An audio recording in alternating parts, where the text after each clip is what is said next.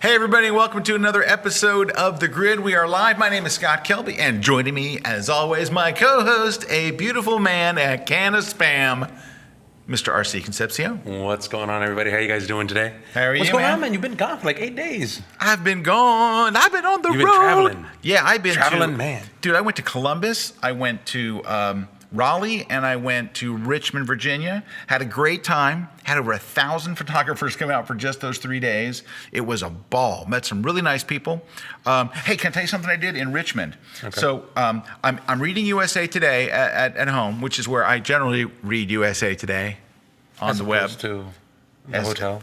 Yeah. So I'm reading it at home about a week ago, right before I left on the road, and I'm looking up. Just a news story. You know how at the bottom they always have these you might also like? Right. And it said the top 10 most beautiful classic movie theaters in America, which one of them is here in Tampa, the Tampa Theater. And the Tampa Theater. Tampa Theater is awesome, right? Awesome. So anyway, I see one of them's in Richmond. And I'm like, oh man, I should try to shoot there because it's like that looks like a nice theater. Right. So I had my assistant call up the manager, and the manager is a Kelby One subscriber. Boom! I know, right? Todd, he was a great guy. He let me and Brad come in and spend the whole day. I'll kind of show you a couple of shots. I got a couple. These are just. I've only had time to do two because it's been a crazy time here. So this is one taken with a 18 to 15 fisheye from the back of the theater. That's and nice. Then we shot from all over, from the front going back, from the back going front, different angles and stuff. This is the same fisheye, but from up on the balcony, looking down. And it's actually much, much, much darker than that. So I tried an HDR. It didn't work. So what happens is, do you see how you can see detail in the chandelier? Like when I put the HDR, I did a 32-bit HDR, right, and it didn't hold the detail. So I just took the 3 layers, 2 underexposed, one regular, put them all into Photoshop as layers, and I masked in the, different stuff. Anyway, so it's not an HDR. It is, per se. Well, I didn't use HDR software. I didn't do any tone mapping. I didn't even use the 32-bit HDR. You just... I just did a little bit of, but it's very little. It's not like the whole thing's a mixture of 3. It's like, all I did was the lights and the chandelier. That's all from the one that's 2 stops underexposed. Well, it looks like that's all you needed. So that looks pretty good. It's all I needed there, see? Anyway, then we went to Imaging USA. So then I came home for a day and then had to fly out to Nashville. So if you don't know Imaging USA, it's this big trade show put on by PPA. And it was a great show this year. Really good. It was just, it really grown, and lots of people, lots of fun. You know who I saw there? You. I saw you. RC was everywhere at that. I will say this. Like, I go to a show, I'm going to speak in the booth. I spoke at the Canon booth, I did some things. And we had a booth there, Kelby had a booth there. And I have a lunch meeting stuff. RC goes and he takes over the show. You were freaking everywhere. Well, I mean, we try. It's one of those things where we get a chance to kind of go out and meet with the people and kind of shake hands. And it's fun. It's a ball. So I love meeting everybody. Between that and we were doing coverage, we were doing video reviews and things like that. Yeah, we had a team there doing like interviews with vendors and stuff. Me and McCormick was doing that. Then we had Julio there. Fro was there. Hey, now wait, you did a shoot. You did like a meet and greet. Canon throws a big party every year, and they throw a big party. And you did this at Photo Plus in New York, right? We've done it at Photo Plus, and it went well. It went so well that we did it over in WPPI in Vegas. All right, so explain what you're doing. So it's basically like a photo booth. It's one of those things where you kind of just go out and you just take pictures of people as they're coming. But you bring lights. You have like pro photos, right? And that's the thing. It's like a lot of the times I like to go out and do those kinds of things. Are you taking calls? Yeah, I am taking calls. Yeah, he got the iPhone 6 now. He has to turn his ringer up like really loud, like, is that my ringer? It has is that my iPhone 6? Look at this. Look. Oh, look. Watch this. Look. Oh, look at that. So, anyway. It's so large. So, it is a large thing. But, so what happens with that is that we'll go out on location and we take pictures of people. And it's funny because you have thousands of people kind of coming into this one location, and I'm like, hey, you want to take a picture? And they're like, oh my God, it's RC. Can I take a picture with you? Yeah, he doesn't get to actually take the pictures anymore. But what we want to do is we want to just kind of connect with people and do some stuff for Canon. So thanks so much for Canon for that. Can you show me pictures? You got anything? I'm not pulling you on the spot. I'll grab a couple pictures. I have a couple pictures. I'll have to dig them up. Why he uses the B1s, right? And that was the thing. The last couple of times that we did it, we really had a problem with connecting lights, connecting power, connecting all of this kind of stuff. So we went with a very simple setup but with a very powerful setup. And we use the B1 Airs from ProPhoto. Right. So B1 Airs, for those of you who aren't familiar with them, it's just a strobe, but the battery pack is built in it, so there's no cable. Right. You just take a stand and you stick it there, and the wireless transmitter's in there, and the power pack is in there, and it's all just one thing. I've got one. They're awesome. Yeah. So we did that with a couple of umbrellas, and I got like 8 batteries. I was like, I'm going to use the 8 batteries. You used umbrellas? Yes. Oh. It's a nice umbrella. It was good. It was appropriate for what we wanted to do. But which is apparently a lighting grenade. No, it was nice. It was clean. It was nice. But what we did with that, I got a lot of batteries to be able to kind of carry that over. Yeah. And as it turns out, the way I had the setup, I only used the batteries that I installed for the first time. I never got to the second set of batteries. Yeah. It was pretty good. But anyway, I'm going to cover the entire thing. I'll have it over at the Kelby One blog tomorrow morning. All right. Because I did want to kind of just show everybody how I would tend to use gear like this. Hey, so thank you, RC. Thank you. We're talking Lightroom today. All about Lightroom, Lightroom. We're going to talk. We'll talk a little later. We're going to come back to the Imaging USA because just want to kind of give you a quick rundown of what the show was. But but you know what's important? I kid you not. We're at. I'd be walking the floor and someone would stop me. Hey, Scott, I want you to say hi and stuff. And I cannot tell you how many people, honest to goodness, said, "I saw Brad's beard in person." Dude, I cannot tell you. Can we flip over to Brad? How you doing, Brado? Yeah. I'm good. How are you guys? Dude, you even had to hear it yourself, right? I did, yeah. I had people go, seriously, I had this woman go, "I just wanted to touch his beard." Well, it's funny, like I was telling RC, the Photoshop world, like, you know, we're running the show, so you kind of expect certain people to know who you are and recognize you and all that. But it's a little weird when it happens at other shows, like, you know, you just don't expect it as much, I guess. It's because you're on the grid. Now they see you. And I think the beard has really helped. I think light in the beard. The light on you over there is spectacular.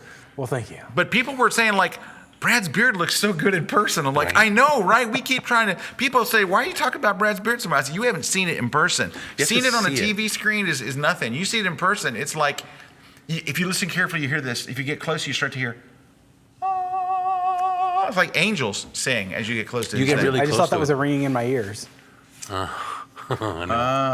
You get close, it has like a hint of vanilla. It does. It has a hint of vanilla.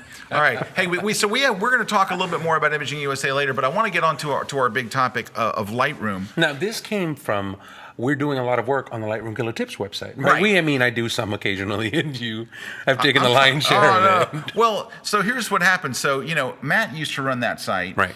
And he was really, really involved with it, you know, for a long, long time. And then, you know, I remember Matt coming to me one day and going, "I'm running out of stuff to talk about." And what's funny is that actually does happen in Lightroom. Yes. Lightroom isn't Photoshop. Photoshop, you can do anything.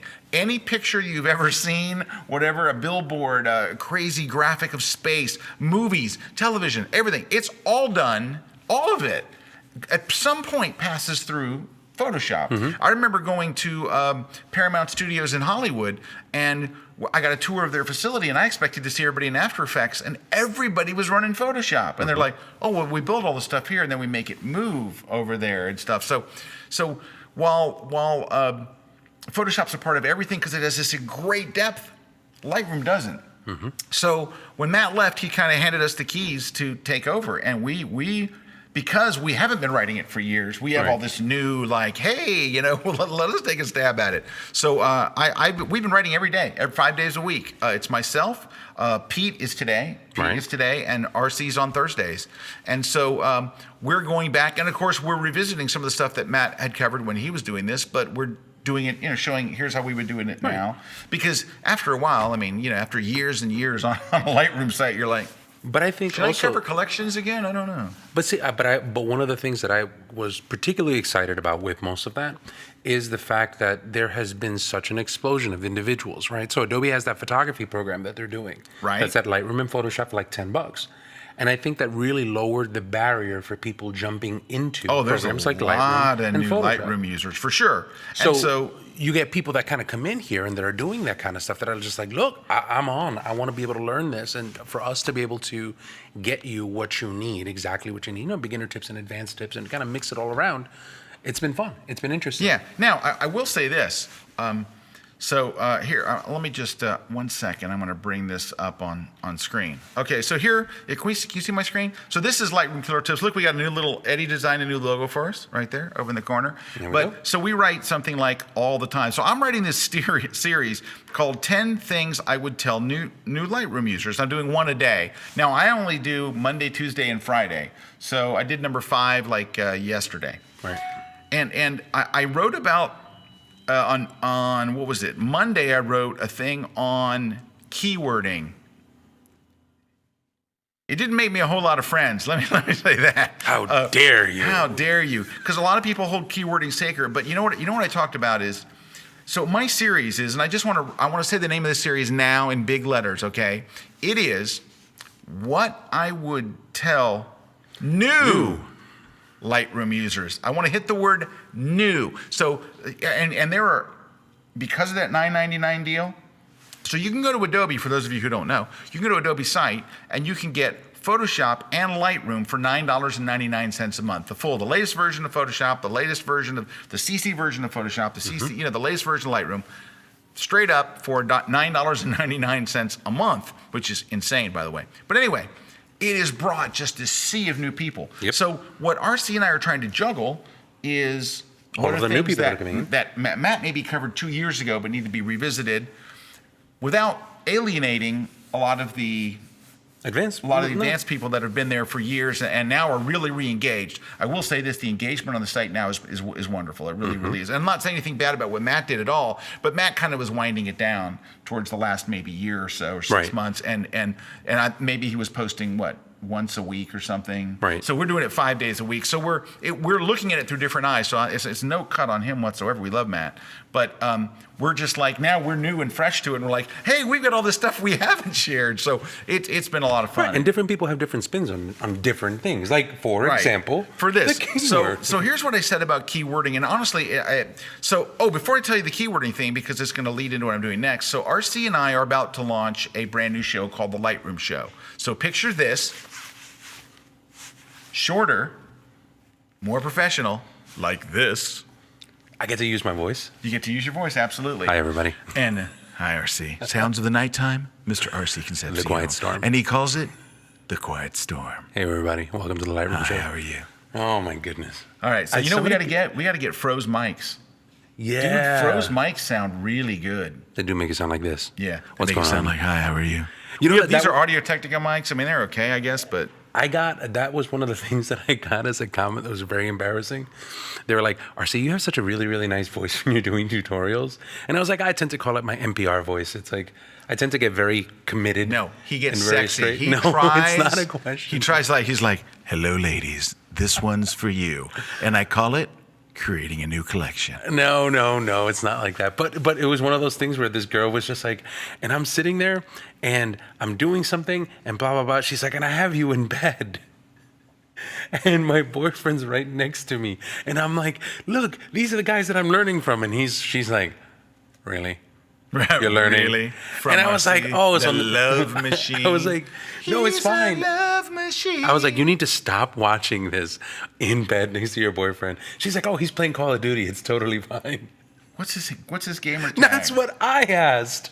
I got a new guy to play with. Okay, anyway. Okay, sorry. All right, so back to our story. So we were supposed to have launched the show in January. We were supposed to have taped it a week ago Friday, right? And we couldn't pull it together. RC and I couldn't pull it together. We weren't all 100% ready to go. So we were taping it Thursday? Yes. Yes. I believe so. No, not this Thursday. Tuesday. We're taping it Tuesday. So the show will be out here shortly. It's not a live show. Like this show is kind of live, kind of. Esque. No, this show is broadcast 100% live. And by the way, we're taking your comments, so if you feel like saying anything, feel free. But, and no comments about Brad's beard, please. With respect to Brad's beard. His beard gets angry. It starts turning red. Anyway, so we're going to launch this show. We've got everything together now. We're going to be taping our first one will be out shortly. But it is kind of a shorter format show. Mm-hmm. We're going to be doing some quick tips and like one big tutorial and answering questions. Now, when I first took over Lightroom Killer Tips, one of the first things I asked when I mentioned this show, I said, what do you guys want to see? We've got the whole year mapped out. I got to say, everybody stepped up and said, can you teach us this? Can you talk about that? Can you talk about this? There was a lot of questions about printing, a lot of questions about sharpening. I mean, all these things. So we have this great list of what to cover on the show, but this would have been one of the things that I would have talked about, but it needs a little bit a longer format because it makes people so upset. Nothing that I've talked about in these 10 things so far has gotten people upset until you talk about keywording, and people, they pull out knives. It gets really nasty. Can I tell you when I had my epiphany about keywording? When was this? I remember it so well. I was in Los Angeles teaching the original Lightroom tour. So we've been doing these Lightroom tour. RC's doing the tour now, but we've been doing this Lightroom tour for a number of years. And so I was teaching keywording. And the reason I was teaching how to keyword was because that's what we did. We were all taught you have to keyword everything. Keyword, when you import, you put global keywords. Once the images are in, then you start doing individual keywords. And I'm teaching this whole thing. And so I go through this whole process and I show how to make keyword sets and do the whole 9 yards. And a person comes up to me and said something to me, and it just, and they were nice. They were being extremely nice. This isn't anybody trying to make a cut or anything, because I meet a lot of really nice people on the road. And he comes up and says, Mr. Kelby, I have a question for you. I see you doing all this keyword stuff. Do you have a hard time finding your photos? And I'm like, what do you mean? He goes, like you're in Lightroom, if you wanted to find your photos from a trip to Italy 2 years ago, do you have a hard time finding them? And I just go silent. I'm like, no, I just go to travel, Italy, and there it is. And if I went to Italy twice, it says Italy 2010, Italy 2012. And he's like, so do you have instances where you need a particular photo? Like you need a photo of a bride, she has to be holding a pink bouquet, and it has to be in vertical orientation, and she has to be in front of a church. Do you have very specific needs like that? I'm like, no. Then why are you keywording? Dun, dun, dun. I don't know.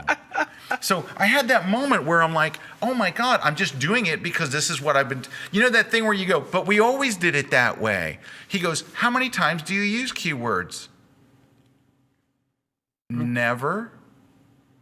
I never use them. I don't ever need them.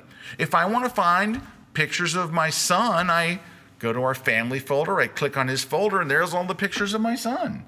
If I want to find out when I shot the Bears versus the Packers, sports, football, Bears, Packers, there it is. Bears, Packers 2012, Bears, Packers 2013, Bears, Packers 2014. It's just, I'm like, oh my gosh. So I'm just, I finished the class and I went back and I'm really rethinking this whole thing.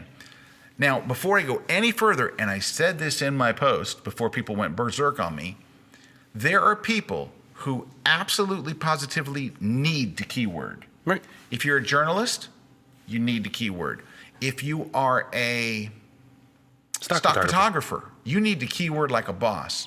There are all kinds of reasons. A guy wrote in, I thought he had a very legitimate thing. He said, look, I do trains, historic trains, and like once every week or so, somebody calls up and they need that. I need a train on the tracks. It has to be this track, this time of day, whatever it is. I'm like, dude, you need to keyword.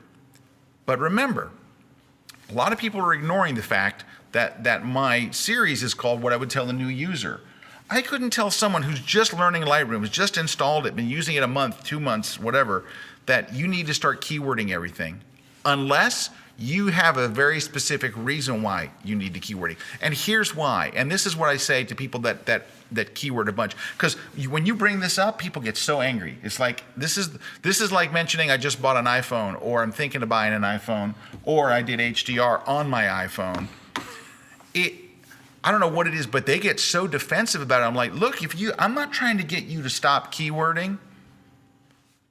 Though I would say, everybody needs to stop, take a deep breath, and say, do I really need to keywording? And here's why. Because I've talked to some users and they're like, yeah, but what about that one day where all of a sudden it's your daughter's calendar for her school and you need to put 30 pictures together from when she was 2 years old to when she's 10 years old and all this different kind of stuff. And I go, yeah, you know what? That day, if it comes, I would have to probably spend 5 or 10 minutes doing that.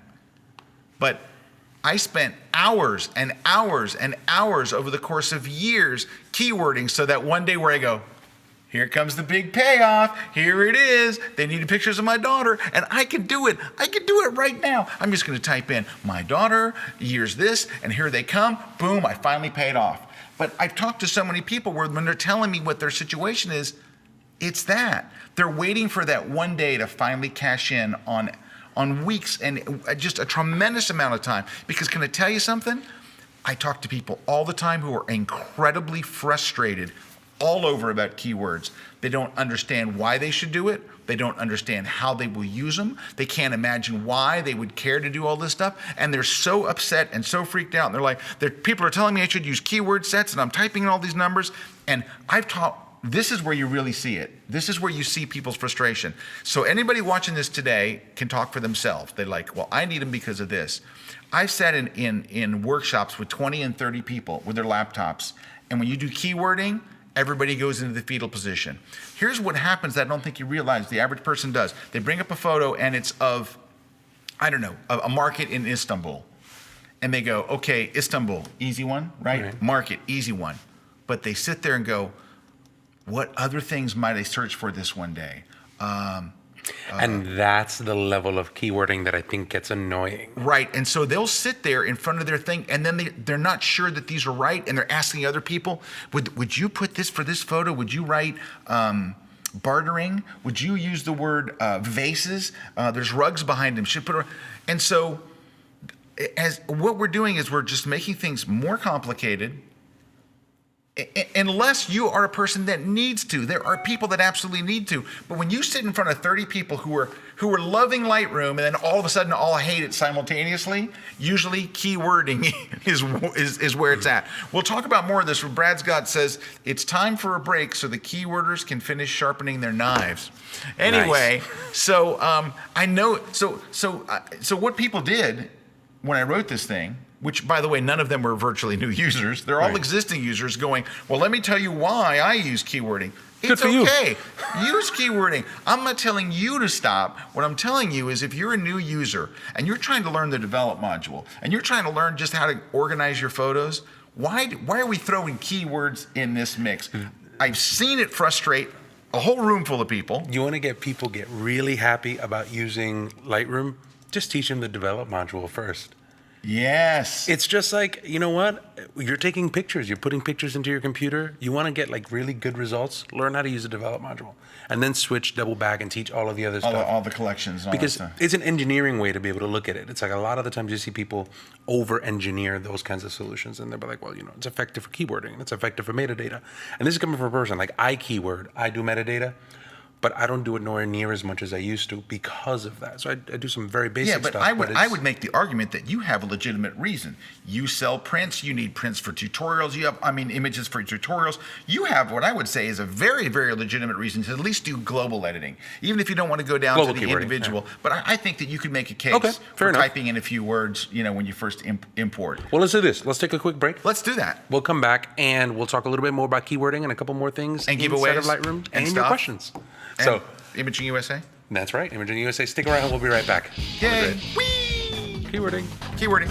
70 years ago, they were fighting for our freedom, and today their role is to cause people to remember that. That's rewarding work and a worthy cause, and I'm honored to be a part of it. This is a piece of history. You're a caretaker of this airplane, whether you own it or whether you fly it. It's not something that I get to go out and do what I want to do with it because it belongs to our country. It belongs to our country's history.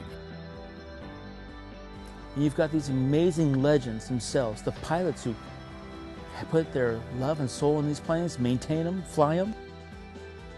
You're not just flying an airplane, you're flying history. And you're flying history that brought our freedom. That's one of the things that I enjoy most about the Flying Legends Museum is they're preserving these wonderful treasures. They're honoring the men and women who flew these aircraft and the folks who flew them in combat and risked their lives to protect our country. As a youngster, I thought flying the airplane was everything. Being associated with that beautiful, shiny airplane was going to be the thing. And as I went to air shows, I realized it wasn't the airplanes, it was the guys. The veterans that came to those airplanes It's so important for me to capture these shots, to preserve this history. So much of it's now fading with the men and women who lived it. These planes, their battles, their times, their triumphs, their tragedies, and all what it did for this country that, pretty honored to be privileged to, hard to talk about.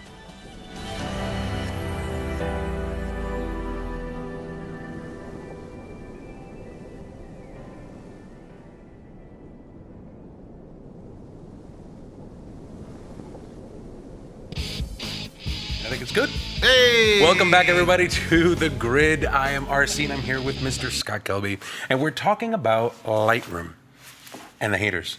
Not really the haters, but just people, haters. The people that are just like, I don't understand. They're nice on Lightroom killer tips. I think they're very nice on good. All right, but anyway, so we have a couple of different questions here. Jim Kearns, hey, wait, we got prizes. Oh, that's right, we do have prizes. We got prizes. What are we going to win this week? Photoshop workbook? Glenn Dewis, one of the coolest guys on the planet, great photographer, great Photoshop guy. He's got the Photoshop workbook, which is, he teaches all his techniques, his compositing stuff, his toning stuff.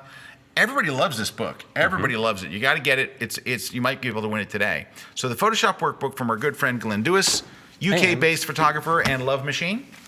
And number 2 is Frank Mastering the Model Shoot by Frank Duerhoff's Mastering the Model Shoot, one of the best books, if not the best book ever written on the topic. He's amazing. And we're giving away a full 1-year subscription to Kelby One, our online learning thing. It's the thing. 24 hours a day, 7 days a week, 365 days a year. Yeah, all kinds of stuff. Best content out there. Hey, what are the new classes coming out? We got new classes coming out. So tomorrow, every Thursday, the day after the grid, is new class day. We always release new classes, and we got 2. What are they, RC? Well, the new classes, it's Fashion Month here at Kelby One. They have a lot of classes on fashion photography. So the first thing was High Fashion Photography on a Budget by Lindsay Adler. So it's a brand new class. So fashion photography on a budget. Right. That's worth seeing because it's not always budget friendly. Yes, exactly. But she's good. She's really good. Then Dan Hughes from MacFun was here, and he did a class on just using software, basically Tonality Pro, which is like a black and white software. To make black and white. So if you're using Tonality Pro and you're using doing fashion stuff, dude, those plugins from Mac Pro have, MacFun, Mac Pro. Mac Pro is this. MacFun is what you run them on a MacBook Pro. Those things have taken off. Those things, everybody's using them.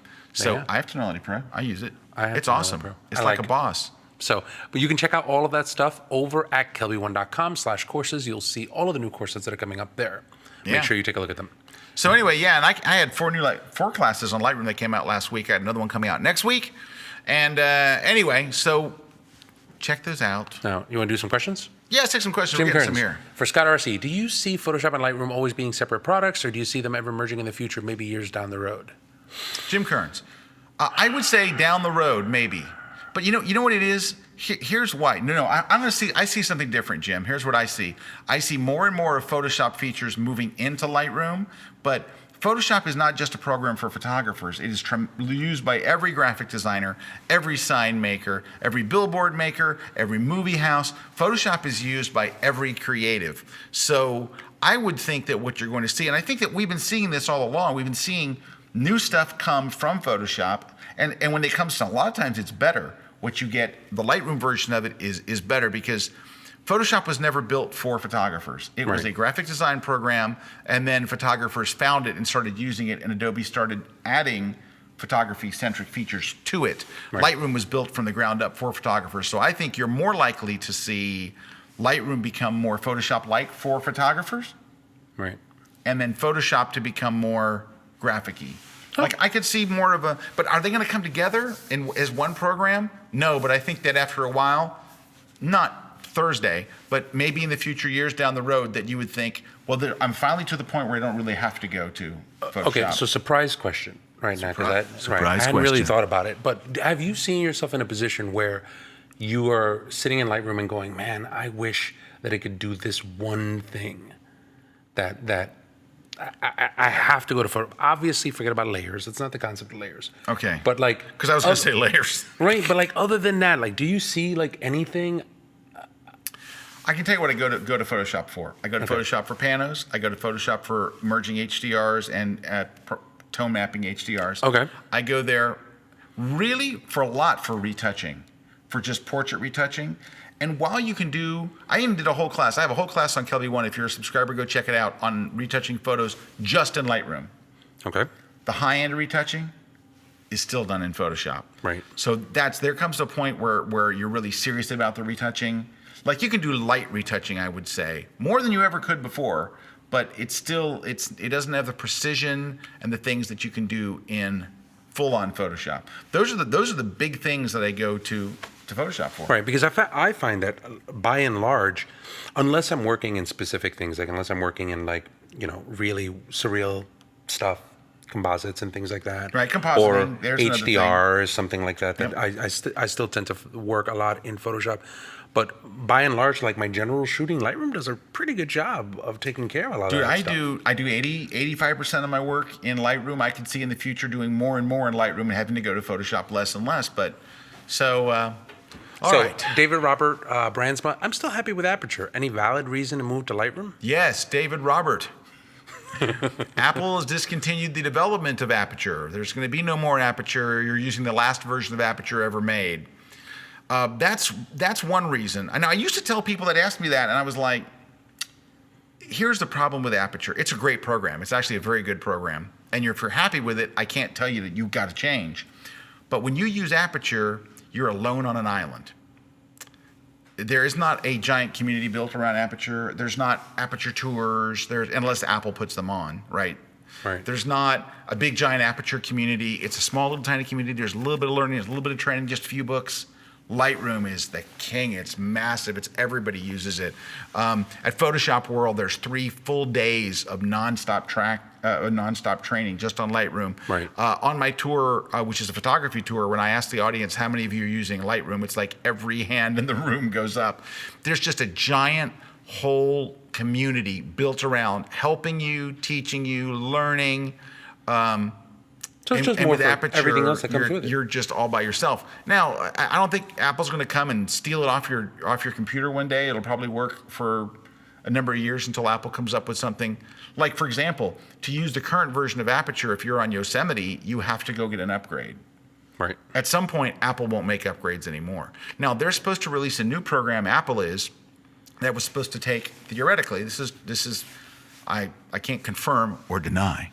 Theoretically, they were supposed to take, and this was the word on the street, they were going to take some of Aperture and some of iPhoto and put it into some new program that was going to be released sometime here in the first quarter or so. So maybe this new thing will be, I don't know. Right. But I mean, from a person who does a lot of Mac stuff. I mean, I have Aperture on my drive right now. You're a huge Mac person. I use Aperture for my slideshows. Absolutely. No, but I'm saying, like, as a whole, yeah, you've done Mac forever. Yeah. You've been on the Mac platform forever. I like Apple stuff. And send your hate mail to Scott Kelby. But you're still kind of a large amount of what you do is still on Lightroom, despite. Oh yeah, dude, I'm all. I love Lightroom. Love it. Okay. Sean said, this might sound stupid, but I'm pretty new to using Lightroom. I use the Creative Cloud online Lightroom package, which is great, and I use it on my laptop and my desktop. My question is there a way that I can access my images that I edit on both laptop and desktop without having to import them and edit them separately? I switch between the laptop and desktop a lot, so it would be useful to edit across both of them, and then changes are made to both, right? So that was basically just a question of saying, if you edit on one, can you see the edits on the second one? Well, there is not a networked version of Lightroom. That's the problem. But, so is it, okay, Sean, there actually is Lightroom Mobile, and Lightroom Mobile does that. So if you start on your desktop, and you sync those images that you're working on, sync the collection that you're working on to Lightroom Mobile on your phone, on your tablet. It's now available for the Android. If you sync it and you make changes there, those changes do go back to whatever the other machine is. To your other machine. So wherever your home machine. So yeah, it does. There is a round trip between your mobile device and your home machine. Right. At this point, there is not a sync between your laptop computer and your desktop computer. Right. Why not? And that's been a very big. If they can do it with mobile, why can't they do it here? I have no idea. I know that the engine inside of Lightroom is based on a database, and I could only assume Yeah, that it's but- multiple entries. Into Oh a yeah, da- because they created a new app. When they created that new app, they could build in the sync and all. Right. But this is you'd have to take existing Lightroom, add it to it. That's what I would think. That still wouldn't make it a network thing, though, would it? No, it's not that is still not a network. Why can't we thing. have that? I don't know. I'm calling. That's Who should I call? Hogarty. Hogarty? I'm calling Tom right now. So find out why we can't do that. Let me see. Tell him I said hi.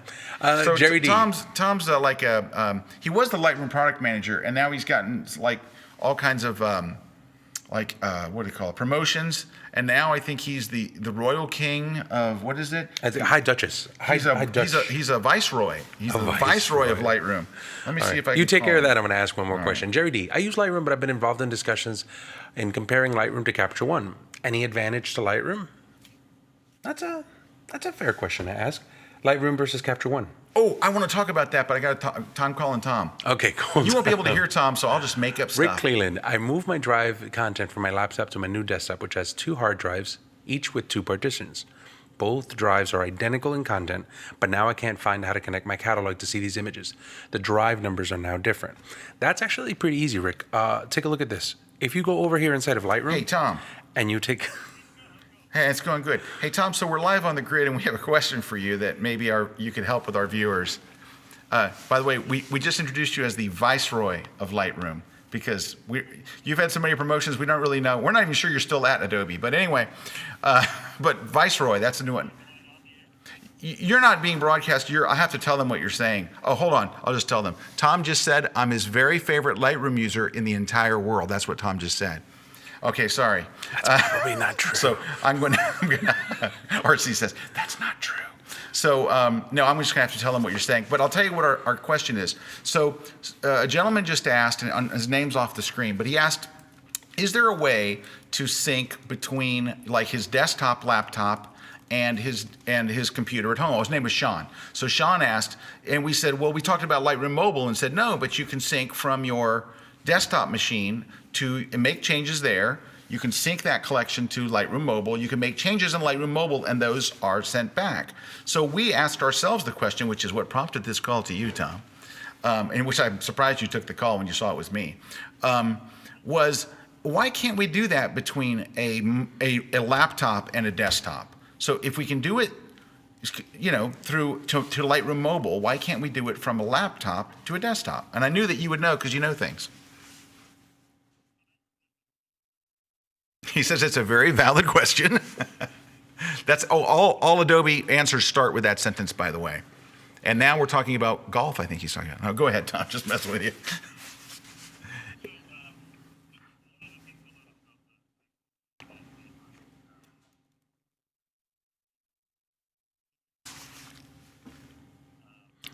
So this is the part. Oh, that's true. This is the part where Tom's looking at everybody and goes, "Ninja smoke bomb." Okay, let me tell them what you said so far, though. Let me tell them what you said so far, so they don't just sit there looking at me nodding. So Tom said if you look at what they've done between Lightroom and Lightroom Mobile, that Lightroom Mobile has just a very small subset of features. It's not all of Lightroom. It's not every panel. It's not the print module. It's not all this stuff. It's a very small subset. So that's what he's told me so far, and I can see where this is going. So go ahead with the rest, Tom. Now, this is probably one of the reasons that you guys should be very excited Yeah, about so that's watching done things pretty like easily. This. We pretty much just, whenever we want to, we'll just go yell at Lightroom people. So if there's anything that you want to yell at them about, now's probably a good time. Yeah. Start writing it into the chat. We'll see if we'll just continue to do that. So. Okay, let me just tell them, Tom. So what Tom said was what he was leading up to, and I could see where it was going, was, there's infinite number of changes you can make to metadata, to the editing, to all the different things. And he said moving that little bit to Lightroom is one thing, Lightroom Mobile is one thing, but syncing every infinite change you could possibly to an image becomes much more complicated. So do you think we'll ever see something like that, though, Tom? I mean, obviously it's much more complicated. Greg, thank you very much. RC It's would not rock as a impossible, golf announcer. and it's something we want to tackle. So that's a no. That's a no. No, I'm just kidding. Okay, so at least that explains, because we didn't really know why it couldn't. We thought, well, if you could do it to Lightroom Mobile, but I never really thought about the depth of what you can do in Lightroom and how much data you would have to potentially move from one device to the other. Oh, make sure you tell them that Lee Pelling said to get rid of the web module. Oh, Lee Pelling said to get rid of the web module. That's a comment we just got. So, and Tom just laughed and said, okay. He said, I'll drop it. Okay, it's dropped. So the Lee Pelling feature. He did. He's the viceroy. He can do anything. Well, thank you, Tom, for letting us blast in on there. So that makes total sense. And we'll just keep our fingers crossed that there's a way to do this in the future. But it's not going to be like Thursday or anything like that, is it? No. Maybe Friday morning. Can we have it by the weekend? He'll ask the team. All right. Thank you very much, Tom. Appreciate you taking the call, buddy. Take care. He'll ask the team. He's like, I'm going to kill Scott. No, well, number one, that's the great thing about Tom is he's a really good guy. And I make that joke that Adobe always starts with, well, that's a good question. but really, I didn't really think of that right. So Lightroom Mobile basically lets you create collections. It's all collection based, by the way. Okay. If you don't make a collection, you can't go to Lightroom Mobile. It starts with you making a collection. Right. So you have this collection, and then it takes over just the basic panel adjustments. You can make a collection, and that's pretty much it. I mean, it does the full basic panel. You can do raw images. I'm amazed at the cool stuff it does. You can do impromptu slideshows. But it's what percentage of it is there? Right. It's not 50. No. It's a small portion, and I imagine that portion is manageable. So Tom makes a great case on the bigger situation. So to answer Sean, maybe one day. I mean, I don't know what to say. I mean, Tom didn't say no. No, if you ask Tom, is there going to be a networked version, Tom would probably say no because we've asked him that. So Lee Pelling said, kill the web module. Somebody else, Photographier said, are you kidding me? Keep the web module. Lose the map module if you must. Lose the map module. I vote for that one. Yeah, I remember when the map module came out, I was like, yeah, that's not good. But can I tell you, I shared with you on the break. Can I share with them what I use?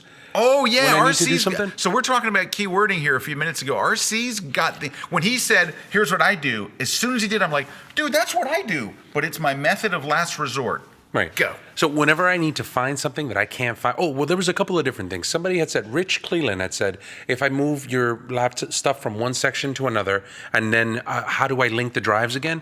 This is what you would do. Let me just show you here. So inside of Lightroom, right, let's say that we have this one set of images that we've done. We'll go in here, and what I'm going to do is I'm going to right click, and I'm going to go to Go To Folder in Library, right? You go to the Go To folder in Library, and this brings you to the individual folder. Now, let's just assume that that's your removable drive folder, right? So this will be a subfolder inside of your removable drive. All you have to do then at that point is just go all the way to the very top of that folder. In this case, it happens to be here. You just right-click on that folder, and from here, just update the folder location. It doesn't really matter that they're the same names or that they're different names. All you have to do is just find the parent folder of whatever that folder is. So let's say in your case, you said you had a removable drive that was like a D, and then you moved it to something else that was an E. So right click on it, just update the folder location, bring it over to E, and then you're fine. That's it. It'll update all of the stuff. You should be good to go. But the thing that I was talking about in terms of like finding images and sourcing images, a lot of the times when I can't find something, I don't go to text or keywords. What I'll do is I'll go over here to the metadata section. That's right where I do. In the metadata section, it'll show me my dates. It'll show me the different cameras. Now, actually, what I'm going to have to do... Dude, you should do a post for tomorrow on Lightroom Killer Tips about this whole metadata searching. Sure, I can do that. Are you just indiscriminately zooming in and out? What's going on over there? No, I was trying to show... Look at how many pictures I have in this collection. 195,000. All right. How's your Lightroom run? It's pretty good. Not bad. You don't have... It's a little slow, but... You don't have 20 catalogs? No. It doesn't look slow. It looks like you're zooming along. No. Oh, yeah, no, I don't do 20 catalogs. There's no reason to do 20 catalogs. No? People say that all the time. They're like, I need to have a separate catalog for this and a separate catalog for that. There was a time where Lightroom didn't hold, like if you had 100,000 images, it brought you to your knees. But those days are behind us, thankfully. Yep, much behind us. So here, all of my dates, all of the different cameras that I've shot, right? And then from here, it just says date and label. So let's just say for giggles, we'll go to, let's say, 2015. In 2015, I'll turn around and I'll find all of the different cameras that I've used. I go to this camera, and if I need to find something, this last column that I'll do here is I'll just switch it from date to file type. Yeah, because your finals are saved as what, JPEGs? Chances are they're either JPEGs or they're PSD files. Oh, there's your finals right there. Boom. Boom, done.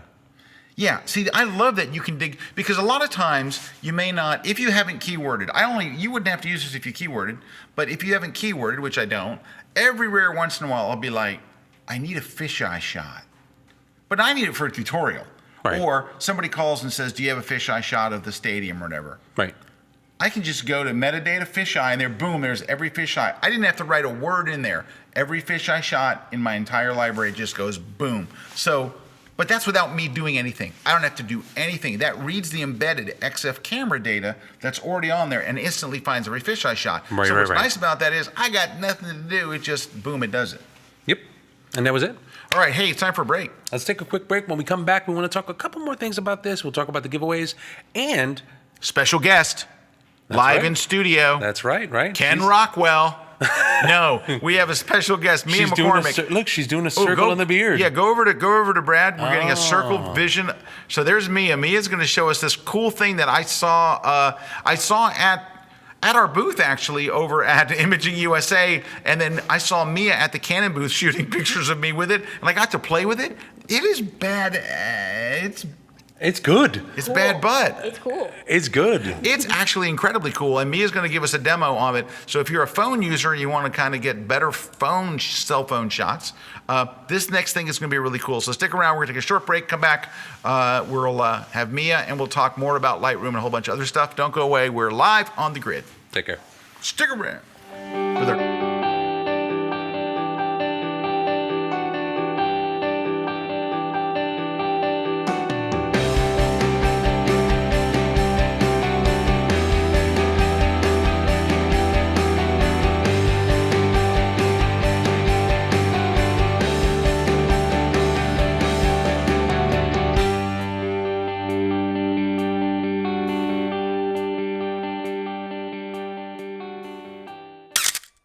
Hey guys, this is Jeremy Cowart. We're here in South Beach.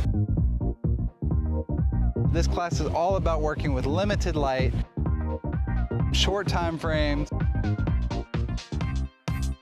very tight locations, not a lot to work with.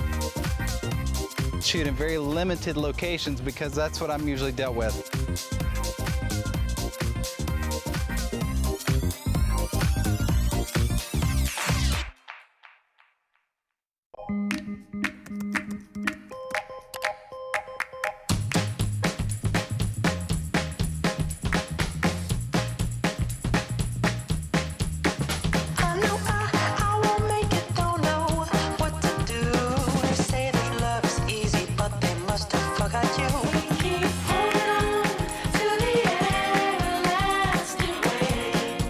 Create a better website at squarespace.com.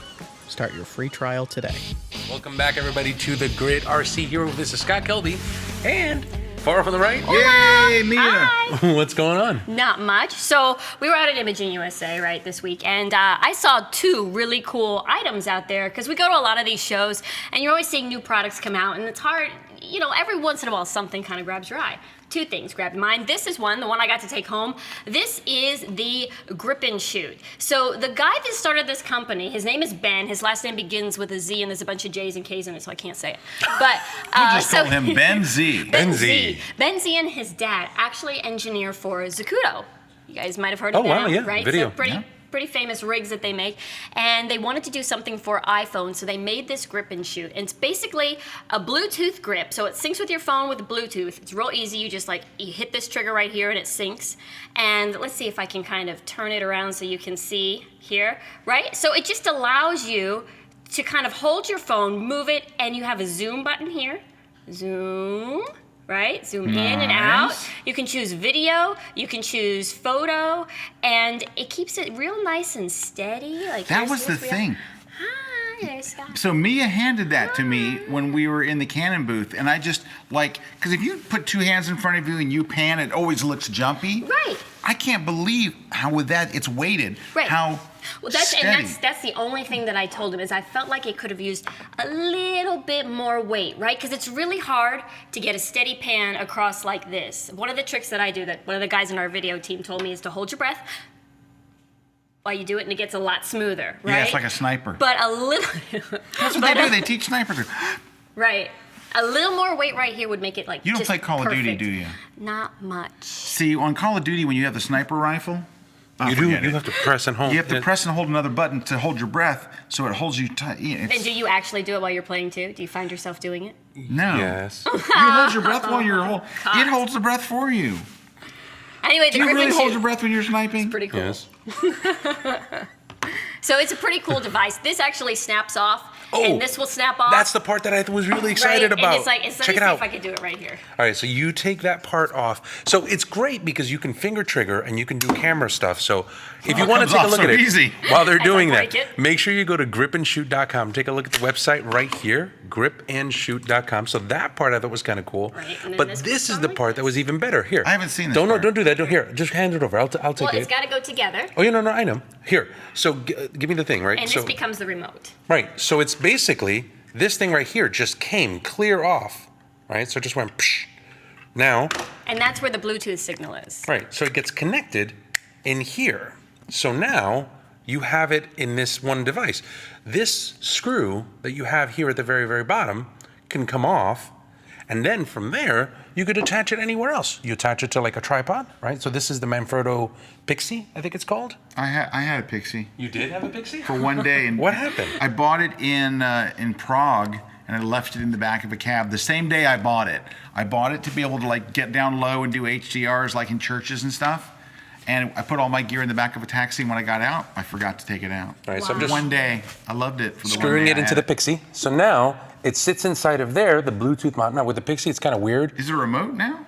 So you have this little thing right here on the Manfrotto thing. You just press this, and it moves, straightens it out. Oh, that's So now pretty you have nifty. it there, right? And now this is the remote. Yeah, so you can zoom in and out with So- that. You don't even have to be near it. That's cool. I didn't know Right? about this part. So And look you at pull that. the trigger, and it takes a picture. Bingo. Can we go over to Brad real quick? What are you doing over there, bro? Nothing. Brad Just looked like chilling. he was slowly jogging in place as we went over there. It's just do. Hey, Brad, you're monitoring the comments in the am. blog, right? Tom Hogarty is now in the chat answering questions. So, Tom's in. All right, Tom. so if you have high any five. questions, feedback, suggestions, criticisms, Tom's there to take them. Don't criticize. No, I tell you what, I love the Lightroom team. They've done some great Yeah, stuff. they're really good. And They're very Tom, responsive. Tom is awesome guy. So I thought these were pretty good finds. I thought this was a very, very good find. If you want to see more on that, obviously the tripod here is the Manfrotto, and I want to say it's a Pixie. I'll take a look at that. So you can go over to B&H and take a look at it there. If you want to see more on the Grip and Shoot, go to gripandshoot.com. It was probably one of the better finds that you had in that area. It was pretty good. I thought it was pretty cool. That was cool. When you brought it over to the booth, I was like, that is like a boss. So thank you for. Well, can you just hang out now that we're just doing the show? Sure. On the Kelby One blog as well, we do have the video review of the Paxos. So that camera bag that we were talking about. Oh, it's on the Kelby One blog? So Yes, it's so right, this is the other thing that I found out there that I thought was really cool. This guy, he's from Washington, right? And he's a hiker, and he carries all of his gear with him out hiking, and he's always trying to get to his camera, and he carries a backpack, and he puts all his snacks and everything in it. And his wife is always kind of like making fun of him. filled with snacks. It's filled with snacks and camera gear. Just one. So it's really neat because it has a little pull string right here, and it looks like a parachute. So you think you're gonna pull it, and like something's gonna shoot straight out the top. But instead, the bottom half of your pack is on a swing arm, and just the bottom half swings around front, and you can unzip it, get your gear out, and swing it right around back. It is so cool, and it's not heavy at all. Really? Yeah. Now, I'm not a hiker, and I think the reason is no one told me you could take that many snacks. If I had known that you could take a bunch of snacks and a camera, this changes everything. This changes everything. I've got to start hiking. Next photo walk is up a mountain. But it was No, I don't think it will be. I don't think it will be. But Not a it chance. was pretty neat. So make sure you take a look at it at the Kelby One blog. The Kelby One blog will have most of this stuff. All right. Do you want to do some more questions? Yes, there's more credit. You're cool to hang out? Sure. All right, okay. So let's see. Jerry D asks, I use Lightroom, but I've been involved in discussions comparing Lightroom to Capture One. Any advantage to Lightroom? You know what it is? I've used Capture One. I actually downloaded their 30-day trial and tried it. I will say this, it's very Lightroom-like. Like, I wasn't like, oh no, I don't know what to do here. It was, it was kind of familiar. But I will say this, Capture One processes the raw file different. It just looks different. The same photo if you take it into Capture One, you take it later, there's a different processing engine. You may like it better, you may like it worse, but it is definitely different. So I think it's just, that was the one thing that, I mean, it does all the same kind of stuff. It's got clarity, it's got exposure, it's got all the same stuff you're used to in Lightroom in a different package, but it's not, it's not like crazy different. And that was the biggest thing that I had heard from Capture One to Lightroom. People are like, but it looks better and it looks this. And then I've heard equally people turn around and go, it doesn't look right. Well, that's the thing is, if you're used to seeing the way Lightroom looks, it looks different. It looks almost a little crispy. It's sharper, which again, you can decide because you can make anything sharper. You can just go to Lightroom Sharper panel, make it sharp, make that your default for that camera. But it just looks different. I don't know how to say it any other way than that. And so I'm going to do a thing on Lightroom, killertips.com about it one of these days, but I'm in the middle of this series, the ongoing series. I'm only at number 5 of my 10 steps, but it just looks different. I don't know how to explain. It's just like, you open it up and you're like, yeah, and I took a picture that I just opened and didn't do anything to it in Capture One and saved it as a JPEG. I did the same thing in Lightroom and I put them on top of each other in Photoshop. Mm-hmm. There's a definite difference. They definitely look different. And some people will like one better than the other. So they're competitors that do the raw, parse the raw file, or what's the word you're looking for? Not parse, what's the word it's the fancy word you use for interpreting the raw. There's a fancier word. I don't know. There's a fancy word. It escapes me right now. Demosaic? Demosaic the files differently. Very well done. Nice. You're excited. You're happy with yourself on that, aren't you? I am demosaic right now. Hey, RC, you're working. Hey, this has nothing to do with anything, but I just looked over and saw this. Yeah. RC's doing a project for his house, and I'm very clueless about. Mia, help. RC has a 12,000 square foot home. Yes. And it's one of those ones where you go to the gate and you drive back and you just keep driving and driving. You pass the almond trees. Yeah, he's got huge walls. No, and he's doing this project. So tell us about the project. I'm trying to work on outfitting my house because I think as horrible as grateful as I am to get chances to take pictures, I am absolutely horrible about putting them up on the walls. You go to my house and it's very Al-Qaeda. It's very like blank walls. Very Al-Qaeda? How do you know? It just has this kind of just like blank walls. Nothing was up for the longest time, and I had been wanting to spend all of this time trying to get them all ready. So I've been working with MPix. Like I'm like, all right, guys, help me with this. Work with this thing. Get me these files and ordering all of these different things to kind of get my house to look a little bit better, pimp my house, if you will. And one of the projects that I was working on, my biggest project, which I'm excited about, is this one. The Guanajuato. Guanajuato? So this is a picture that I shot. I shot this with multiple D8, and this isn't the final shot because this is a little blue here, but this is multiple D800 shots. So it's like 4 slices. It's a pano? Wide. It's a pano, right? So I wanted to shoot that, and I did it, and now it's 75 inches by 4 feet. So it's humongous. And then I took those files and I cut them into 25-inch by 48-inch strips, and I'm going to have them mounted like a triptych on a wall. But then I did this one for my office. I figured I'd bring it in just to kind of see the scale of what it is that we were doing for that. But this is a picture of... It's still in the wrapping. Yeah, it's still in the wrapping, so it's kind of hard to see. But this is a picture of the Burj Khalifa in Dubai. RC owns that building. So, this is one of the 25 by 48 strips, and I gotta say, MPix did a phenomenal job at getting this up and running. I'm just gonna. Dude, MPix rules. So I sent them the ideas, I sent them the files, and they were like, you know what? I think that this would be great on this kind of canvas with this kind of mount.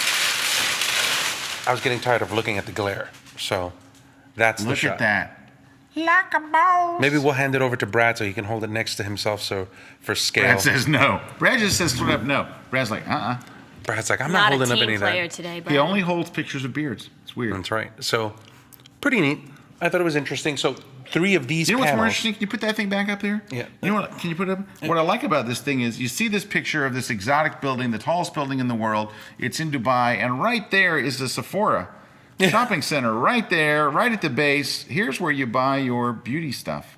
Yeah, look, Wing House. No, I'm totally kidding. Oh, I'm totally kidding.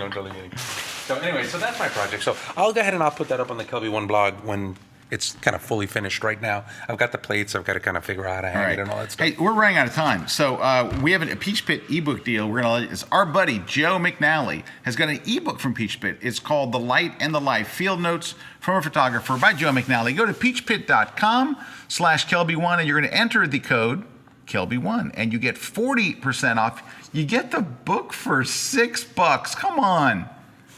$6. $6. If you don't learn something in there, you're messed up in the head. Right there. Oh, don't turn the camera on me. Go back to the other thing so I can make the stupid voice. Now, see that book right there? If you don't learn something from that book, you don't know nothing. $6. You can't even buy a couple of beers for $6. You can buy that book. Tell you what, it's good stuff right there. The Light and the Life, Joe McNally. He's from Kansas or Kentucky. Right. All right, so anyway, that's take advantage of that thing. Did you see anything else at Imaging USA that was like the boss? Those are the two things that really caught my eye. Did you see RC everywhere? Yes. And you know what's great is if you don't ever try to walk the floor of a trade show with RC, because it is like, you can't walk 2 feet. He is like, hey, what's up? He knows everybody. Absolutely. Hey, everybody knows him. You're stopping every 2 seconds. Just go without a mission. Go and relax and enjoy. Don't say I want to go to a particular mission. booth because you'll never get You'll there. never make it Because there. RC can't walk 4 feet. Like, RC, what's up? It'll take at least an hour to get there. All right, real quickly, Steve says, when I use the adjustment brush in Lightroom or Camera Raw and later bring the file into Photoshop, I find the adjustment pretty crude and often noisy. I hate to bring in every file to Photoshop, but to get the best quality, I think you have to, even if you're making minor color and exposure adjustments. Steve, I haven't had that experience. RC? No, I haven't had that. Not at all. Yeah. Something's wrong. Steve, something's wrong with your Lightroom there, buddy. I'd say this: find me on Facebook or Twitter or something like that, and send me a file that you've done that with. I'd like to take a look. Yeah, there's no reason. Yeah, that's weird. There's something, Steve. Yeah. Something ain't right. It should look real good. Jonathan Reed says, "Can I use Lightroom Mobile to mimic my collection structure? In other words, can I have a parent collection with sub-collections with the sub-collections on the web?" I don't think you can. Mm-mm. I don't believe that it does. Doesn't do sets, does it? Collection sets. No, and it doesn't. I'm pretty sure it doesn't do collection sets. I think it does individual collections. But But not let me tell collection you what. If it does collection sets, Tom Hogarty is in the chat, and Tom will go, "It does collection sets," but I can't. I don't have it right in front of me right now. Oh, I'm sorry. Yes, I do. Why? You're gonna It's call him on. again? No, it's on my phone. You're going to call him again. You only get to call Tom once every 3 months, or somebody did ask. Oh, Saracher is on the chat. Saracher, he's on the chat. Who? Saracher. Look, it's Saracher. She says RC's one sweet little tamal. He's on the chat. The only reason that I say that is I know. Isn't that? I know, Stephanie. I know. That's when she stopped me and she's like, "Hey, I'm Saracher," and I'm like, "Oh." Because we're like, you kept pronouncing her name and she's a male and she's doing this. And she's like, "It's Stephanie, Stephanie Richer." And I'm like, "Oh." I'm sorry. So yeah, hi, it was nice to meet you. We're just syncing collections. And, we're syncing collections from your desktop. You're not syncing sets. Right. So all right. So we did Steve's. We did Jonathan Reed's. Wolfgang. Why can't they just put the catalog on a server, access it with multiple clients, and simply lock the images used by one user for everybody else while they're edited? Not having a multiple user feature makes Lightroom impossible for me. You're right. Chances are in your setup, it's not going to work for you. Yeah. Because you can't have the Lightroom catalog on a network connected server. The moment that you try to do it and you try to launch off of a network connected server, it'll tell you that it can't do it off of a shared drive. Yeah, that dog don't hunt. It'll just stop there. The only other way that I've seen that working with those kinds of settings is to do all of the stuff on a field machine on a separate catalog and then import changes into a master setting. But that's the only other way that I've been able to see. So let me ask you a question, RC. Yes, sir. Since you seem to know a lot about this. A bit. What program does let you do that? I don't know. I don't know either. Somebody asked me I this. want to say maybe AC/DC, but I'm not. But I don't think people have used AC/DC in a while. Or now there was another photo management one, but not to the level that people want to do it. But I'm not sure how their photo management is. So somebody asked me the same thing. Arnaldo, thank you for getting that joke. For God's sakes, no one up here got it. RC looked at me blankly. I smiled. Mia's kicking me under the table. That was stupid. And here, look. So check this out. Lyle has said that, and I didn't want to get into the geek part about it, but it's all managed under it. And Lyle said big database issues in the catalog space software, multi-user record looking, and things like that. So it's a database. How I understand it, and this is just me armchairing it. It has to do with multiple entries into a database record and things like that, and the fact that when you're opening up a database, it's locked to other people, and the overall engineering structure was always built on a one point to a database. So if Wolfgang, that's what I would think. I met a real nice guy named Wolfgang at the show the other day. Maybe it's the same guy, but so Wolfgang asked, he says, where was it? This feature makes using Lightroom impossible for me. So Wolfgang, what are you using then? You can't use Lightroom, right? You're not going to be using Capture One. So what are you using? If you can't use Lightroom, what is it? That's a good question. I'm not being mean or anything, Hey, speaking of mean, I have an interview. No, come on, it's a joke. Hey, no, I did. In the interview. Remember Fro was here a couple weeks ago? Yes, he was here. Can I tell you how many people stopped me on the floor of Imaging USA and said, "Hey, I watched that episode with Fro on your show," and that's all they said, and they walked away crying. No. A lot of people said they saw that episode, which was great. So anyway, while Fro was here, Jared Poland, I call him Fro for short, but while Jared was here, he and I did an interview, and it really went very well. It's a very different interview. I talked about some things I guess I've never talked about before because I'm seeing all kinds of people on Twitter saying, "Hey, I watched that. I didn't know this. I didn't know that." And I'm like, gosh, I guess I never really talked about that stuff before. So he set up some cameras and lights in my office. We taped the whole thing in my new office here at Kelby One. So if you get a chance, go over and check it out. It's over on Fro's channel on YouTube. YouTube. It's on jaredpoland.com, right? Or you can go to his YouTube channel. It's there. So check it out. And I'll put a link to it on Facebook and stuff like that here shortly. Perfect. Well, we're 9 minutes over, and I think it's because of Mia. Yeah, I'm just exploding with information over here. Jeff just said Mia should be on every week. Adds a much needed touch of class.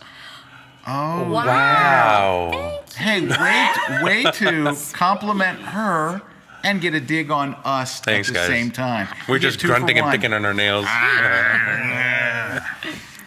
It is always nice. Oh, look. Contest time. There it is. Anna Adams, can you please tell Mia we love her classes? Yay! Thank you, Anna. But see, and that's the thing. Since your ad, it's been really cool to see the types of stuff that you've brought to the table. I mean, with the inspirational series, make sure you check them out on Kelby One. Oh, the whole Trailblazer. The Trailblazer series. Mia. Yeah. So there's been some really, really good things, and I think it adds an extra level of class.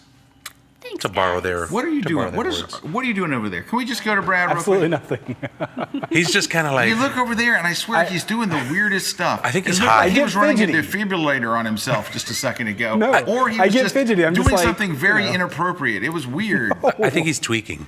Are you twerking? No, tweaking. You're doing something. I'm doing neither of those I think things. he's high. I saw him twerking earlier. He's using drugs. Is it true that you taught Miley Cyrus how to twerk? Because she doesn't do it right.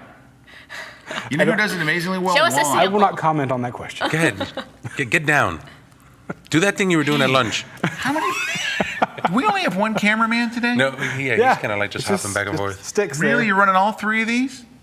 That's why they're so poorly done today. Oh my God, the chat's just gone. Arnaldo, you Oh, did a that great was job. a burn. Round of No, I'm applause just for kidding. They're Arnaldo. The fine. chat has gone nuts over Mia. Look at this. More Mia. He's I know, right, it's a Mia. Mia Very love. good. More I love Mia. Mia. I Oh, agree. you More guys are Mia. gonna blush. No. Yeah, Mia's the new. Mia should be the new Brad without the beard. Yes, Mia, right? Mia equals I might class have to grow and one. beauty. Yeah, you saw that one? Oh, Look, wow. there's nothing that RC and I can do, right? This is us. This is it. is We're it. not going Sorry. to look any better. We're never going to be beautiful.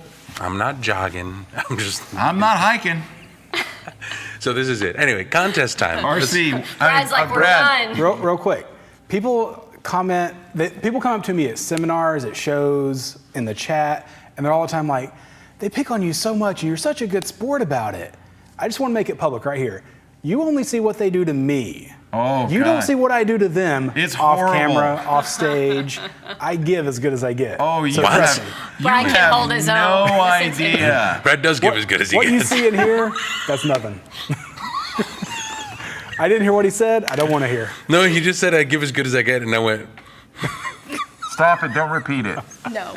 Sorry. I swear, thank God we're not on a network because they'd have banned us. Hey, let's hold Prize those books time. up. Let's do contest. Giveaways, Hold up. contests. No, not the book. Contest time. Hold up, whatever you got over there.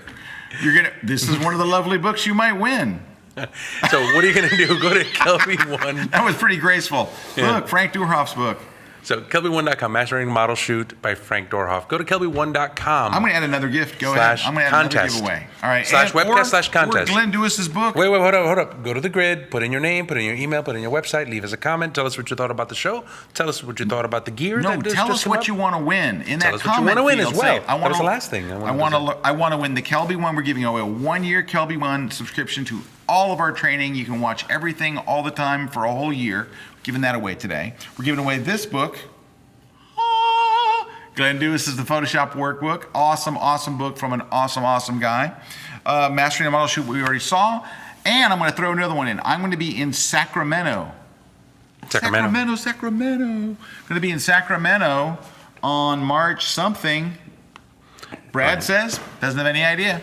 Here, Kelby One Live. We're going to go to Shoot Like a Pro seminar. Yeah, go to Kelby One Live. Go to Kelby1.com/live. Go to this Shoot Like a Pro seminar in this one section. And down there it says coming to Sacramento. Donde está? Wait, where? Go down a little. No, it's there. It's just not really obvious. March 9th. March 9th. There it is. March 9th. 9. Sacramento. Gonna be there. Estás ahí. Sí. Anyway. ¿Y por qué no? Do you want to announce any of the new tour dates? It's interesting that you say that, Brad. I like how he did the dance move before. Well, he did. I know. So Meredith's in the control room, and whenever Jared was here, I started doing this stuff, and she was like, that actually helps me because my mic is muted when I'm not on, so it helps her get ready to. We just know how graceful you are. It By the looks way, so Brad, graceful. your mic is muted all the time. We Look can at that. hear you, but we never broadcast you out to the audience. It is too. Jazz hands. Okay, new dates?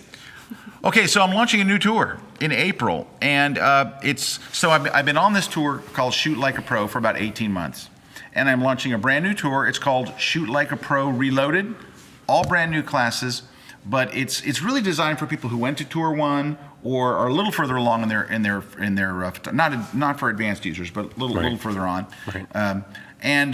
We're actually doing the test. We actually do one in-house. We actually are, Monday, we've invited 30 people or 40 people that went to my other tour to come in and give feedback on the new tour before I actually take it out on the road. But do you have the dates where we're going, Brad? Do you know where we're going?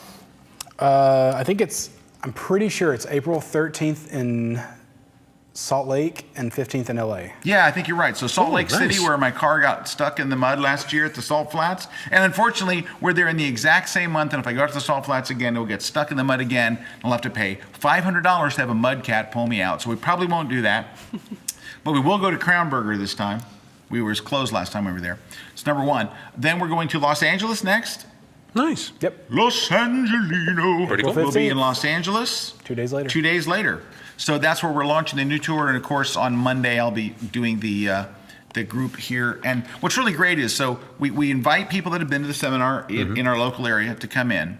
And we feed them, which we don't ever feed anybody, but we give them breakfast and lunch. But what we do is, I asked them from the beginning of the day to give me their real honest feedback.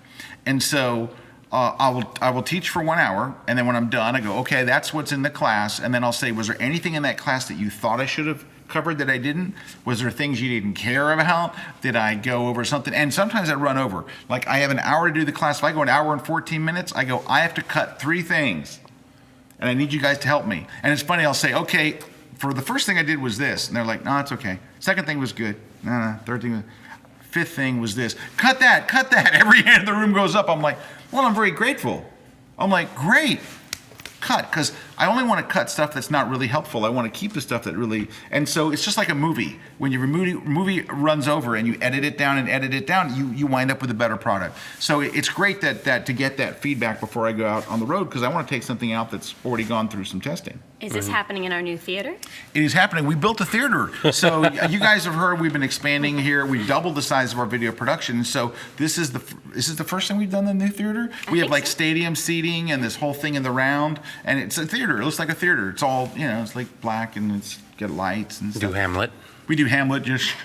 We do Hamlet. Anyway, so that's going to be Monday, and we're excited. I'm excited. Brad's going to be doing Now, that. All new classes. How do people get there? Like, how do they pick the people to do that? Because I swear, I think it would be a good idea for us to start telling people about these things. Like to go out and be like, if you guys want to come to Tampa. Yeah, but we only have a few. We only have a few people. Yeah, we only have seating for I think maybe I 50 tops. So no, I mean you could probably fit 60. I don't know how many they invited, but they're all KLB1 subscribers, and they're all people that have been to the first tour before.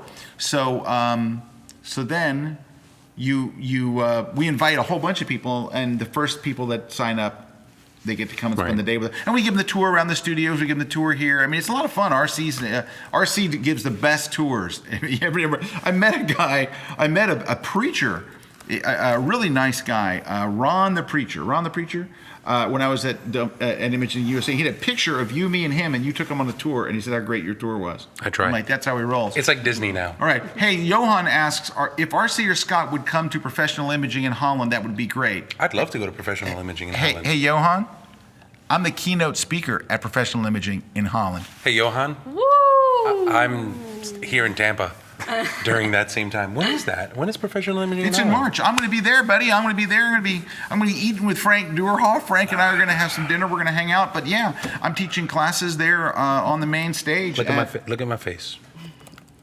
Sorry, jealous. Bro.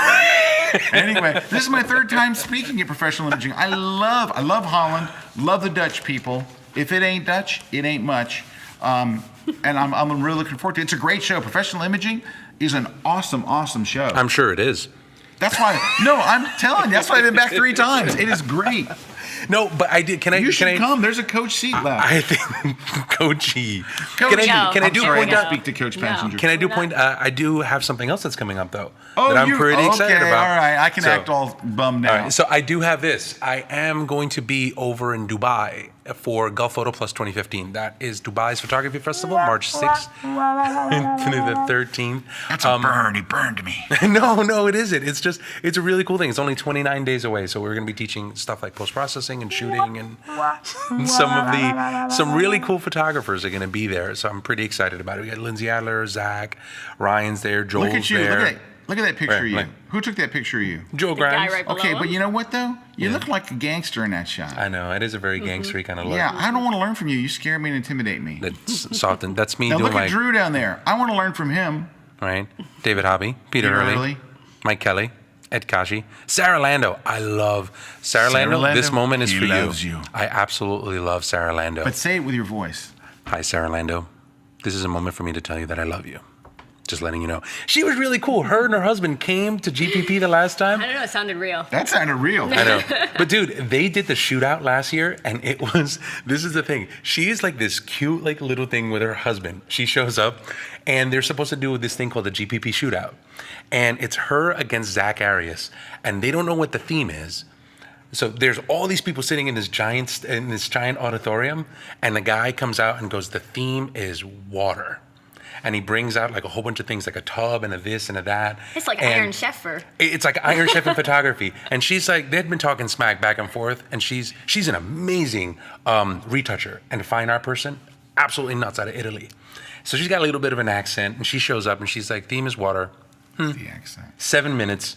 And she turns around and she's like, okay, I got this. She jumps off stage. She does like mixed media stuff. So she shoots pictures and then takes pictures of pictures and does mixed media. And she turns around, she's like, all right, got it. She's like, honey, I love you, but I need you on the floor. And he lays on the floor. She covers him in plastic, like in a plastic wrap, pours water on him. Something tells me this isn't the first time this has happened. Pours water on him, pours some ink, agitates it, and creates the most awesome portrait. It was like a really weird portrait, but it was like she was done and she had like 5 minutes to spare. She's like, boom, I'm done. Wow. It was the coolest thing, and she won. And she also won the heart of RC Concepcion. All right. Hey, so but anyway, RC, so that is March 3rd through the 6th. I got invited to Dubai again. Did you really? Yes, cool. I did. Just today, Lynn's in my office going, are you going to Dubai or what? I go, I haven't even had a chance. I've been on the road. I haven't had a chance to look at it. But yeah, I got invited to do a workshop in Dubai. Nice. I like so, Dubai. Yeah, it's pretty suck cool. It. Anyway, That's our C-Zone line. He says it, Yeah, we do. So I trump That your must be the Dubai. class thing that you guys are talking hold about. on. What was that? No, nothing. No. Oh, that is that. Let me do this right. Oh, is this your first time to Dubai? You've never taught before? How embarrassing. Anyway, hey, I'm just messing with him. Love RC, love. I love RC more than he loves Sarah Lando. Anyway, hey, Brado. Wave your arms first. No. Okay. Brad. I'm not your puppet. Brad's like, we're slightly over time here, just All right. slightly 22 minutes. Brad, what's going on with you? You got any shoots coming up? What are you doing? You're speaking in Houston? Fort Worth. No, Fort Worth, sorry. Fort Worth, yeah.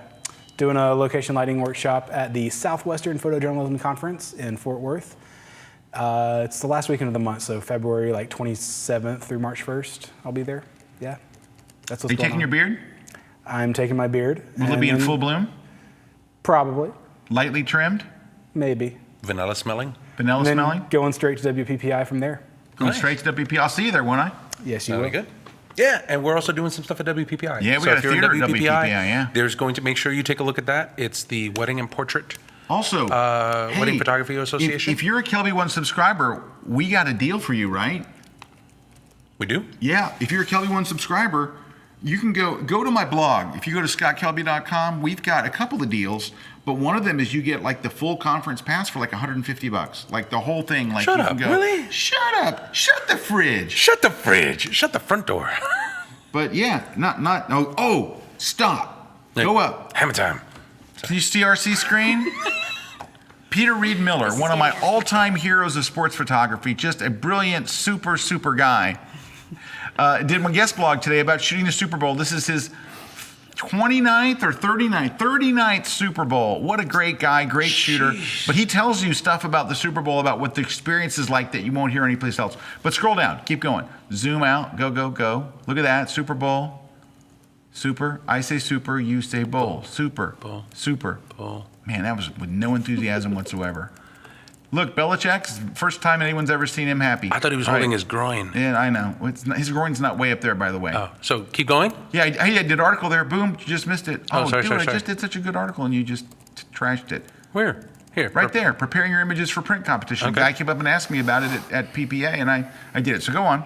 Okay, so Keep there's going. that. It's just past that. There. There it is. Yeah. So want to go to the WPPI conference and Expo in Vegas, save a bunch of money? Sure you do. Yeah, so it's for Kelby One subscribers, but they will also let the readers of my blog. They said readers of your blog are cool too. Nice. They're kind of counting them in the Right. And there's the code. Use Kelby to register, and so $150.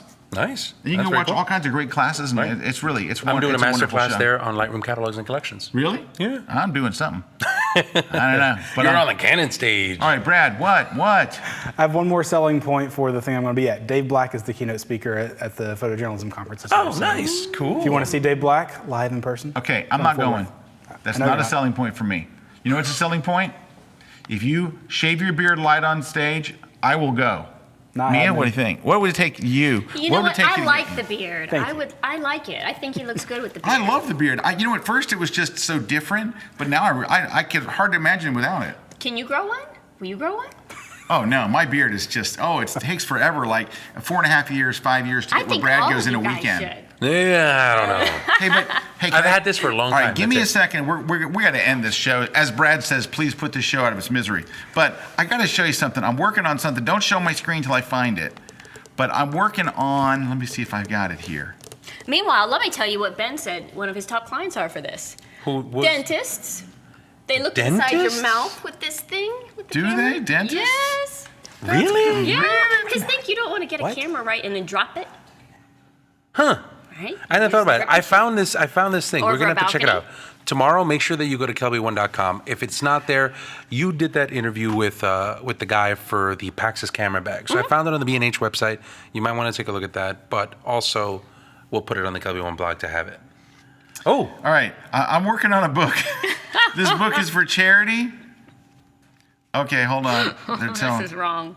It's not wrong. It's so right. it's right. It's so right. It's so wrong. It's right. Prepare yourself. Hold on. Okay. Okay. So I'm working on this book for charity purposes. So when we're doing a shoot on location or in the studios, a lot of times I'll have to test the lighting with Brad being there. And so, oh God, I'm off the And they changed network. it. They They changed the the new one. network password again. I don't know what it is. I'm not going to be able to show Here, this. just do that. I'll fix it. All right, you fix it. Okay. Just keep going. Anyway, so when we're doing a shoot on location or whatever, I don't want to make, the models sit and wait and all this stuff. So we do a lot of test shoots of shots where I get the lighting in place and Brad poses for me. But you would think that Brad would stand there and look at the camera so I can evaluate the shadows and position and stuff. Or that he might fold his arms and look to the left or look to the right. Hey, it changed today, right? Yeah, I got it. All right. So, anyway. For me earlier, by the way, so good luck. You might have to get on the 2.4. Really? It's not working? Okay, I got All it. right. I got it. See, did it go? Not yet. Oh, we're having to go on a different network.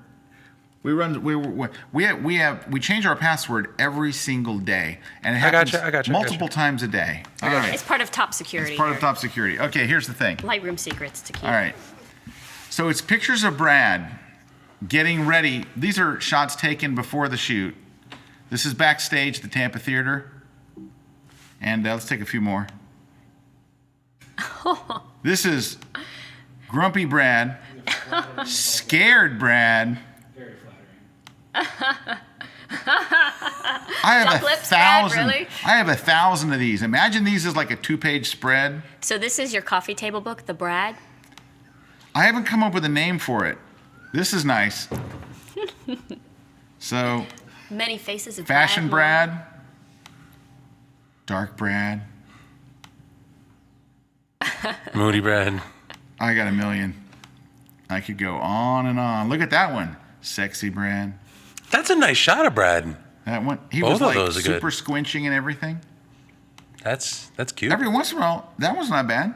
Every once in a while, he'll But Yeah. a lot of times, I'm showing you these because I haven't got to the really good stuff. I'm saving that for the book. I got stuff you can't even imagine. There'll be a whole chapter of nude selfies Brad took. So anyway. Are you going to collaborate with Joe and get some of his shots too? I'm going to have to get a chapter of McNally shots because McNally, he used to work for McNally before he worked here. And so we got a bunch of those. So Anyway, we're done. God, we're so done. We're done. Mia, thank you for coming on and being our guest. You're You were welcome. awesome. I appreciate you bringing some class and beauty to the show that clearly We do not have. we do not Thank you have. for having me. Is this your phone? No, that's Why is hers. it so small? Oh, okay. That's hers. Hey! What? You bring me on just so you can burn? Last minute burn I'm before sorry. we go. I Wow. would never say that to Mia. Wow. I would never say that to you. That's that class thing you guys are talking about. I'm Mia, seeing now how Mia, it's in need. I This swear, show is in need of a I little thought help. it was RC's phone. I would have never said that to you. Sure. You I want to don't- rip my purple case too? No, I mean, is no, that bad color? no. I am so This sorry. is awkward. That I would. Awkward. I would never have said that to you. It's I would time say that to to go. Brad. I would say that. Brad just wrote, Gentlemen. why is it so small is not a question you ask women. It's a question you ask. It's a question women ask men. Okay, we Thank gotta you. go. We Thank gotta you, go. Brad. The size Look, and of he's the cracking phone himself up that over there. counts. He just turned beat red. I Greg. get He's it. Turning beat red with his naughty Well, I didn't think you were stuff. going to read it out loud. It's okay. It's 5:30. Nobody's watching anymore. That's true. That's true. Yeah, everyone. Whoever Audience was is watching down to this like Everybody five here's people. with Yeah, us. until Eddie Bro turns around and goes, I love this show. Oh my Talk God. all the way through dinner. All right. We're gonna Hey, put we you to have bed. coverage of Imaging USA on our YouTube channel. Go to our Kelby One YouTube channel. We have all kinds of coverage there. If you love the beauty and class of Mia, there's a ton of it there. Yes, there is. There's all kinds. And Larry there's- Becker. And Larry Oh, Becker. there it goes. When Larry's pretty classy, he's pretty beautiful. He's got all that going on. Yeah. And hey, go down a little further. There's our Fro Show. Right there. Right there. Throw it in the middle. It's the Fro Show. Fro knows show. All right. Anything else? Can you possibly think of anything else? No. Thank you very much, everybody, for stopping by. Thank you for Hey, Mia could take us out. Like she could say goodbye and take us out. No, let me get sitting up. Okay. set up a little bit. All A little right. classy. All There right. we go. All right, Classy, there we go. you take us out. Okay. All right. That is all for this evening, live here in Tampa Bay. For Scott, RC, and I'm Mia McCormick. Good night and be well. Wow, like a boss. See you guys. Take care, everybody. Wow.